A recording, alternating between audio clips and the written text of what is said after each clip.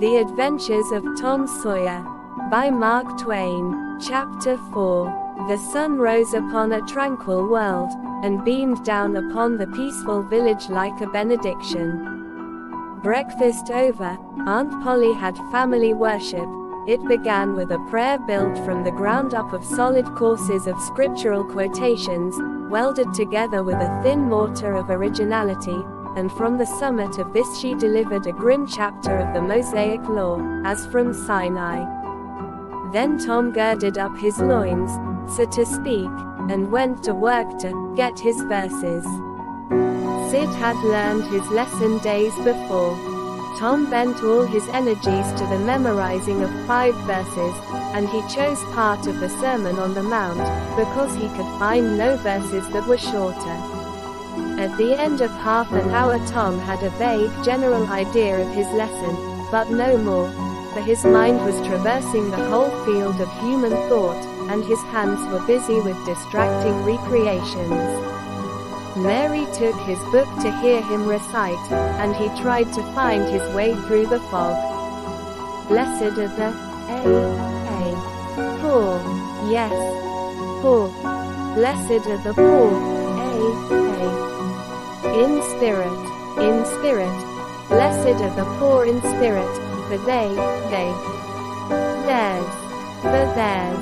Blessed are the poor in spirit, for theirs is the kingdom of heaven. Blessed are they that mourn, for they, for they, for they, I don't know what it is. Shall, for they shall, shall mourn,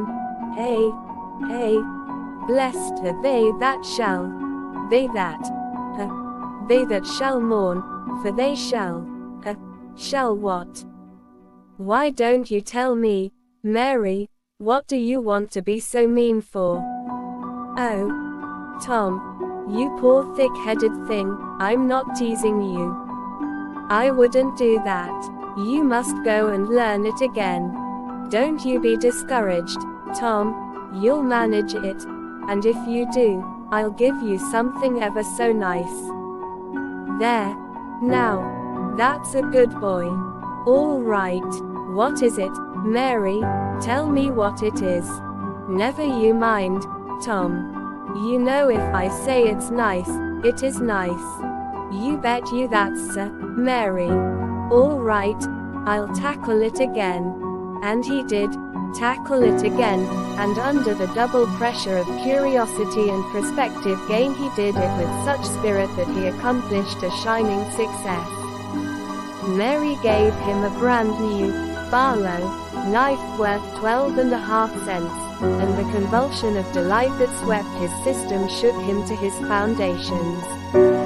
True, the knife would not cut anything, but it was a sure enough Barlow, and there was inconceivable grandeur in that, though where the Western boys ever got the idea that such a weapon could possibly be counterfeited to its injury is an imposing mystery and will always remain so, perhaps. Tom contrived to scarify the cupboard with it, and was arranging to begin on the bureau, when he was called off to dress for Sunday school. Mary gave him a tin basin of water and a piece of soap, and he went outside the door and set the basin on a little bench there. Then he dipped the soap in the water and laid it down, turned up his sleeves, poured out the water on the ground, gently, and then entered the kitchen and began to wipe his face diligently on the towel behind the door. But Mary removed the towel and said, "Now ain't you ashamed, Tom? You mustn't be so bad. Water won't hurt you." Tom was a trifle disconcerted. The basin was refilled, and this time he stood over it a little while, gathering resolution, took in a big breath and began. When he entered the kitchen presently, with both eyes shut and groping for the towel with his hands, an honorable testimony of suds and water was dripping from his face. But when he emerged from the towel, he was not yet satisfactory, for the clean territory stopped short at his chin and his jaws, like a mask. Below and beyond this line there was a dark expanse of unirrigated soil that spread downward in front and backward around his neck. Mary took him in hand, and when she was done with him he was a man and a brother, without distinction of color, and his saturated hair was neatly brushed, and its short curls wrought into a dainty and symmetrical general effect. He privately smoothed out the curls, with labor and difficulty, and plastered his hair close down to his head, for he held curls to be effeminate, and his own filled his life with bitterness. Then Mary got out a suit of his clothing that had been used only on Sundays during 2 years. They were simply called his other clothes, and so by that we know the size of his wardrobe. The girl put him to rights. After he had dressed himself, she buttoned his neat roundabout up to his chin, turned his vast shirt collar down over his shoulders, brushed him off and crowned him with his speckled straw hat. He now looked exceedingly improved and uncomfortable. He was fully as uncomfortable as he looked, for there was a restraint about whole clothes and cleanliness that galled him. He hoped that Mary would forget his shoes, but the hope was blighted. She coated him thoroughly with tallow, as was the custom, and brought him out. He lost his temper and said he was always being made to do everything he didn't want to do. But Mary said, persuasively, "Please, Tom. That's a good boy." So he got into the shoes snarling. Mary was soon ready, and the 3 children set out for Sunday school, a place that Tom hated with his whole heart, but Sid and Mary were fond of it. Sabbath school hours were from 9 to 10:30, and then church service. 2 of the children always remained for the sermon voluntarily, and the other always remained too, for stronger reasons. The church's high-backed, uncushioned pews would seat about 300 persons. The edifice was but a small, plain affair, with a sort of pine-board tree box on top of it for a steeple. At the door Tom dropped back a step and accosted a Sunday-dressed comrade. "Say, Billy, got a Yola ticket?" "Yes." "What'll you take for her?" "What'll you give?" "Piece of licorice and a fish hook." "Let's see." Tom exhibited. They were satisfactory, and the property changed hands. Then Tom traded a couple of white alleys for 3 red tickets, and some small trifle or other for a couple of blue ones. He waylaid other boys as they came, and went on buying tickets of various colors 10 or 15 minutes longer. He entered the church, now, with a swarm of clean and noisy boys and girls, proceeded to his seat and started a quarrel with the first boy that came handy. The teacher, a grave, elderly man, interfered, then turned his back a moment and Tom pulled a boy's hair in the next bench, and was absorbed in his book when the boy turned around, stuck a pin in another boy, presently, in order to hear him say, "Ouch," and got a new reprimand from his teacher. Tom's whole class were of a pattern, restless, noisy, and troublesome. When they came to recite their lessons, not one of them knew his verses perfectly, but had to be prompted all along. However, they worried through, and each got his reward, in small blue tickets, each with a passage of scripture on it. Each blue ticket was paid for 2 verses of the recitation. 10 blue tickets equaled a red one, and could be exchanged for it. 10 red tickets equaled a yellow one.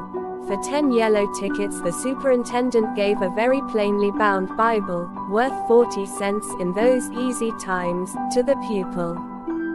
How many of my readers would have the industry and application to memorize 2,000 verses, even for a door Bible?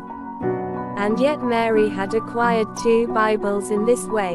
It was the patient work of 2 years, and a boy of German parentage had won 4 or 5. He once recited 3,000 verses without stopping. But the strain upon his mental faculties was too great, and he was little better than an idiot from that day forth. A grievous misfortune for the school, for on great occasions, before company, the superintendent, as Tom expressed it, had always made this boy come out and spread himself. Only the older pupils managed to keep their tickets and stick to their tedious work long enough to get a Bible, and so the delivery of one of these prizes was a rare and noteworthy circumstance. The successful pupil was so great and conspicuous that day that on the spot every scholar's heart was fired with a fresh ambition that often lasted a couple of weeks. It is possible that Tom's mental stomach had never really hungered for one of those prizes, but unquestionably his entire being had for many a day longed for the glory and the éclat that came with it. In due course the superintendent stood up in front of the pulpit, with a closed hymn book in his hand and his forefinger inserted between its leaves, and commanded attention. When a Sunday school superintendent makes his customary little speech, a hymn book in the hand is as necessary as is the inevitable sheet of music in the hand of a singer who stands forward on the platform and sings a solo at a concert, though why, is a mystery, for neither the hymn book nor the sheet of music is ever referred to by the sufferer. This superintendent was a slim creature of 35, with a sandy goatee and short sandy hair. He wore a stiff standing collar whose upper edge almost reached his ears and whose sharp points curved forward abreast the corners of his mouth, a fence that compelled a straight look out ahead, and a turning of the whole body when a side view was required. His chin was propped on a spreading cravat which was as broad and as long as a banknote, and had fringed ends. His boot toes were turned sharply up, in the fashion of the day, like sleigh runners, an effect patiently and laboriously produced by the young men by sitting with their toes pressed against a wall for hours together. Mr. Walters was very earnest of mien, and very sincere and honest at heart, and he held sacred things and places in such reverence, and so separated them from worldly matters, that unconsciously to himself his Sunday school voice had acquired a peculiar intonation which was wholly absent on weekdays. He began after this fashion.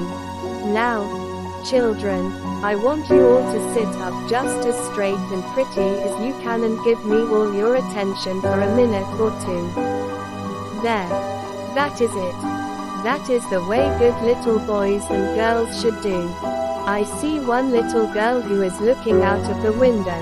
I am afraid she thinks I am out there somewhere, perhaps up in one of the trees making a speech to the little birds." Applausive titter. "I want to tell you how good it makes me feel to see so many bright, clean little faces assembled in a place like this, learning to do right and be good." And so forth and so on. It is not necessary to set down the rest of the oration. It was of a pattern which does not vary, and so it is familiar to us all. The latter third of the speech was marred by the resumption of fights and other recreations among certain of the bad boys, and by fidgetings and whisperings that extended far and wide, washing even to the bases of isolated and incorruptible rocks like Sid and Mary. But now every sound ceased suddenly, with the subsidence of Mr. Walters' voice, and the conclusion of the speech was received with a burst of silent gratitude. A good part of the whispering had been occasioned by an event which was more or less rare, the entrance of visitors, Lawyer Thatcher, accompanied by a very feeble and aged man, a fine, portly, middle-aged gentleman with iron-grey hair, and a dignified lady who was doubtless the latter's wife. The lady was leading a child. Tom had been restless and full of chafings and repinings, conscience-smitten, too. He could not meet Amy Lawrence's eye, he could not brook her loving gaze. But when he saw this small newcomer his soul was all ablaze with bliss in a moment. The next moment he was showing off with all his might, cuffing boys, pulling hair, making faces, in a word, using every art that seemed likely to fascinate the girl and win her applause. His exaltation had but one alloy, the memory of his humiliation in this angel's garden, and that record in sand was fast washing out, under the waves of happiness that were sweeping over it now. The visitors were given the highest seat of honor, and as soon as Mr.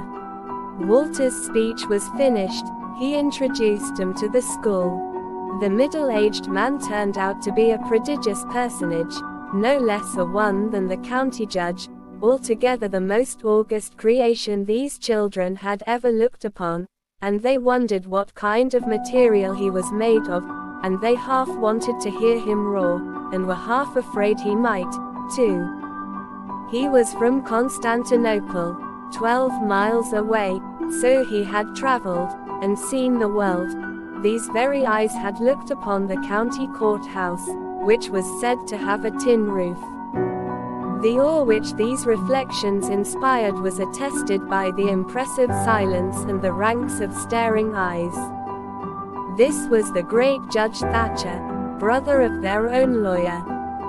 Jeff Thatcher immediately went forward, to be familiar with the great man and be envied by the school.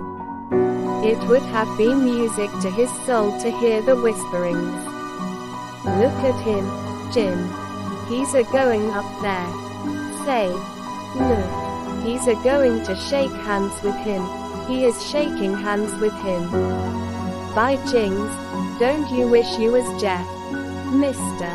Walters fell to showing off, with all sorts of official bustlings and activities, giving orders, delivering judgments, discharging directions here, there, everywhere that he could find a target.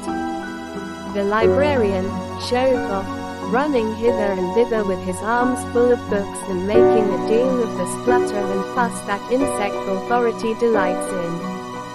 The young lady teachers showed off, bending sweetly over pupils that were lately being boxed, lifting pretty warning fingers at bad little boys and patting good ones lovingly. The young gentlemen teachers showed off, with small scoldings and other little displays of authority and fine attention to discipline, and most of the teachers, of both sexes, found business up at the library, by the pulpit, and it was business that frequently had to be done over again 2 or 3 times, with much seeming vexation. The little girls showed off, in various ways, and the little boys showed off, with such diligence that the air was thick with paper wads and the murmur of scufflings. And above it all the great man sat and beamed a majestic judicial smile upon all the house, and warmed himself in the sun of his own grandeur, for he was showing off, too. There was only one thing wanting to make Mr. Walter's ecstasy complete, and that was a chance to deliver a Bible prize and exhibit a prodigy. Several pupils had a few yellow tickets, but none had enough. He had been around among the star pupils inquiring. He would have given worlds, now, to have that German lad back again with a sound mind. And now at this moment, when hope was dead, Tom Sawyer came forward with 9 yellow tickets, 9 red tickets, and 10 blue ones, and demanded a Bible. This was a thunderbolt out of the clear sky. Walters was not expecting an application from this source for the next 10 years. But there was no getting around it. Here were the certified checks, and they were good for their faith. Tom was therefore elevated to a place with the judge and the other elect, and the great news was announced from headquarters. It was the most stunning surprise of the decade, and so profound was the sensation that it lifted the new hero up to the judicial one's altitude, and the school had 2 marvels to gaze upon in place of one. The boys were all eaten up with envy, But those that suffered the bitterest pangs were those who perceived too late that they themselves had contributed to this hated splendor by trading tickets to Tom for the wealth he had amassed in selling whitewashing privileges. These despised themselves, as being the dupes of a wily fraud, a guileful snake in the grass. The prize was delivered to Tom with as much effusion as the superintendent could pump up under the circumstances, but it lacked somewhat of the true gush, for the poor fellow's instinct taught him that there was a mystery here that could not well bear the light. Perhaps it was simply preposterous that this boy had warehoused 2,000 sheaves of scriptural wisdom on his premises. A dozen would strain his capacity, without a doubt. Amy Lawrence was proud and glad, and she tried to make Tom see it in her face, but he wouldn't look. She wondered. Then she was just a grain troubled. Next a dim suspicion came and went, came again. She watched. A furtive glance told her worlds, and then her heart broke, and she was jealous, and angry, and the tears came and she hated everybody. Tom most of all, she thought. Tom was introduced to the judge, but his tongue was tied, his breath would hardly come, his heart quaked, partly because of the awful greatness of the man, but mainly because he was her parent. He would have liked to fall down and worship him, if it were in the dark. The judge put his hand on Tom's head and called him a fine little man, and asked him what his name was. The boy stammered, gasped, and got it out. Tom. Oh. No. Not Tom. It is Thomas. Ah. That's it. I thought there was more to it, maybe. That's very well. But you've another one I dare say, and you'll tell it to me, won't you? Tell the gentleman your other name, Thomas, said Walters, and say sir. You mustn't forget your manners. Thomas Sawyer, sir. That's it. That's a good boy. Fine boy. Fine. Manly little fellow. 2,000 verses is a great many. Very, very great many. And you never can be sorry for the trouble you took to learn them. For knowledge is worth more than anything there is in the world. It's what makes great men and good men. You'll be a great man and a good man yourself, some day, Thomas, and then you'll look back and say, it's all owing to the precious Sunday school privileges of my boyhood. It's all owing to my dear teachers that taught me to learn. It's all owing to the good superintendent, who encouraged me, and watched over me, and gave me a beautiful Bible, a splendid elegant Bible, to keep and have it all for my own, always. It's all owing to right bringing up. That is what you will say, Thomas, and you wouldn't take any money for those 2,000 verses, no indeed you wouldn't. And now you wouldn't mind telling me and this lady some of the things you've learned, no, I know you wouldn't, for we are proud of little boys that learn. Now, no doubt you know the names of all the 12 disciples. Won't you tell us the names of the first 2 that were appointed? Tom was tugging at a buttonhole and looking sheepish. He blushed, now, and his eyes fell. Mr. Walter's heart sank within him. He said to himself, it is not possible that the boy can answer the simplest question, why did the judge ask him? Yet he felt obliged to speak up and say, answer the gentleman, Thomas, don't be afraid. Tom still hung fire.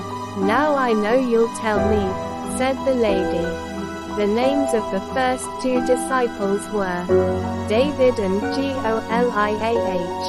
Let us draw the curtain of charity over the rest of the scene.